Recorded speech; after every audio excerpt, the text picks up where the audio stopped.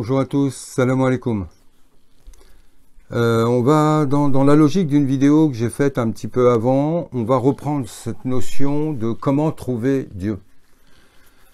Et pour ça, je vais vous raconter une histoire ou deux qui vont vous montrer un peu la différence du divin et de l'humain et la notion du besoin. Et ce ba'da bismillah ar-Rahman ar-Rahim wa salatu wa salam ala ashraf al-mursalin habibna al-Mustafa wa ala alihi wa ashabihi al-kiram. Donc je parlais de cette notion de besoin. On ne cherche que ce qui pour nous s'avère être un besoin. Et le besoin, il a différents degrés d'intensité.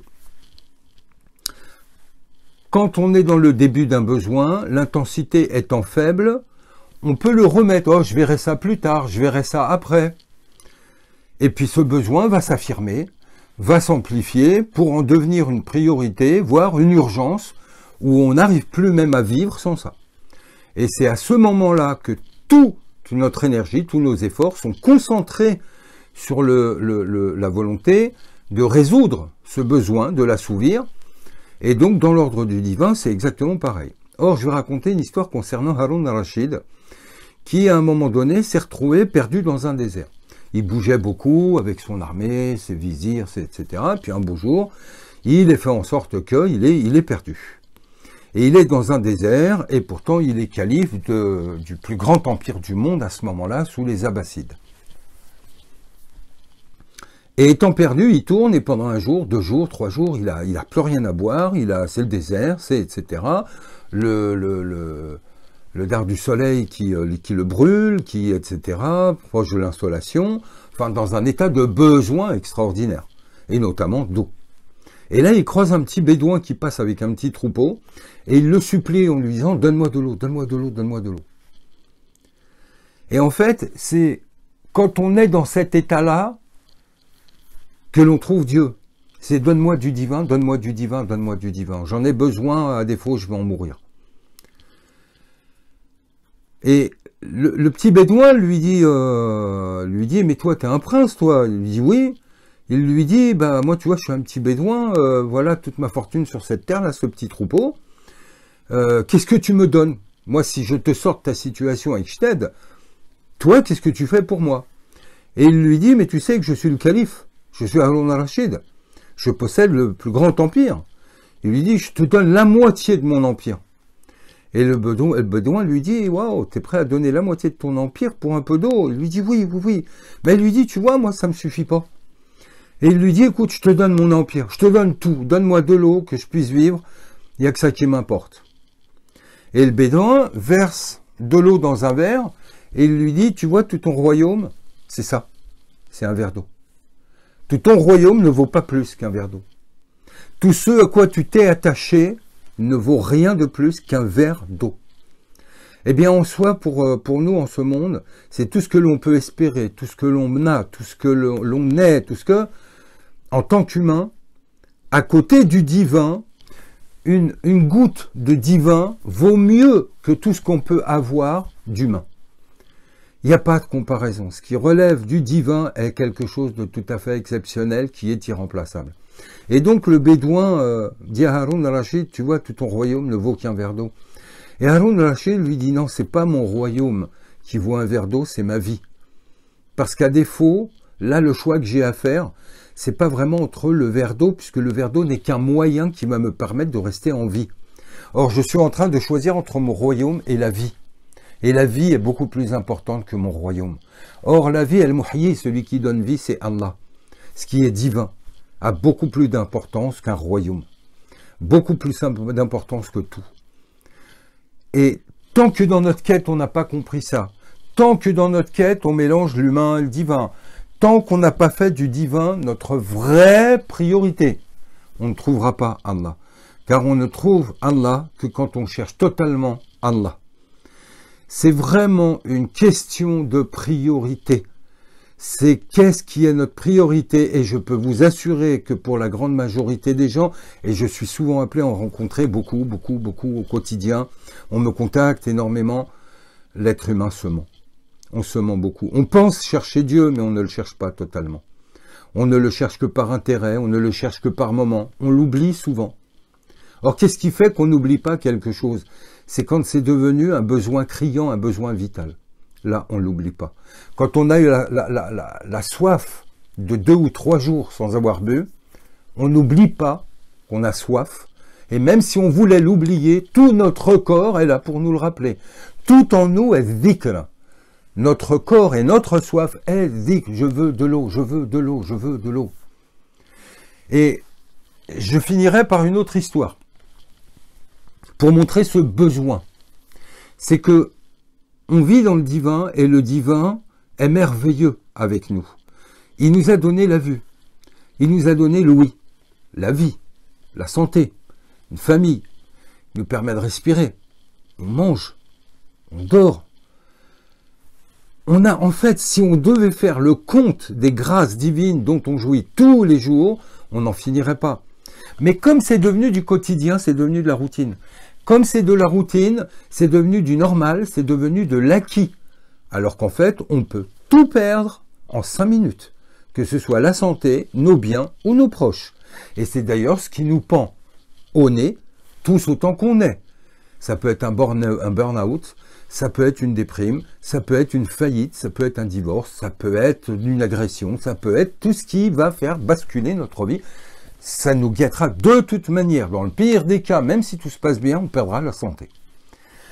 Or, quand on a quelque chose dont on bénéficie tous les jours, on ne voit plus la grâce divine, on attend des miracles. Alors qu'en fait, les miracles sont là devant nous. Quand une maman va allaiter son enfant, un être humain fabrique du lait, qui en plus a une vraie défense immunitaire pour l'enfant. C'est tout simplement miraculeux. La vie, la génération de la vie est quelque chose d'extraordinaire. Les végétaux, c'est un paradis. Les animaux, le soleil, tout est miraculeux tous les jours. On n'a pas à chercher de miracle. Il ne faut pas attendre quelque chose d'exceptionnel. Quand on attend quelque chose d'exceptionnel, c'est qu'on n'a pas compris que notre vie est jonchée tous les jours de miracles exceptionnels. Le fait d'aimer, l'amour est un don divin, c'est pas humain aimer. L'humain c'est un ego, l'ego ne sait s'aimer que soi-même, il ne sait pas aimer autre que soi-même. Or, faire preuve d'amour, oui, c'est une grâce divine. La quête de la vérité, aimer la vérité plus que tout, être capable d'être juste, ça c'est divin. Et là, c'est pas de l'abstraction, c'est du quotidien. Mais comme on vit dedans tous les jours, eh bien, en fait, on les néglige, on ne les respecte plus, on ne les met plus en application, on les néglige, pas en attendant de quelque chose de plus, toujours, sans tenir compte des grâces qu'on a déjà là.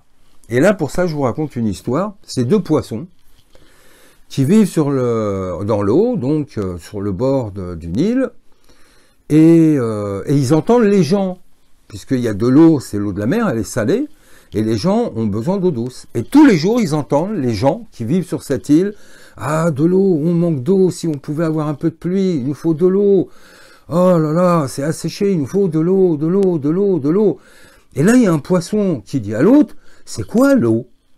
Je les entends tous les jours dire, « Ah, de l'eau, de l'eau, de l'eau, de l'eau. C'est quoi l'eau ?» Et l'autre, il lui dit, « Je sais pas. Je sais pas ce que c'est. » Pourquoi? Parce que vivent dans l'eau, ils n'en manquent pas. Donc ils n'ont même pas conscience de la grâce qu'ils ont. Et un beau jour, il y a une vague qui vient, et quand même les poissons sur le rivage, et avec le reflux de la vague, il y a un poisson qui retourne dans l'eau, et il y en a un qui reste sur le sable. Et au moment où l'autre se retire, et qu'il n'a plus d'eau, qu'il est extrait de son milieu, qu'est-ce qu'il fait? Il fait « Ah, de l'eau, de l'eau, de l'eau !» Là, il vient de comprendre ce que c'est l'eau. À quel moment comprend-on? Au moment où on en manque. Au moment où ça devient un besoin vital.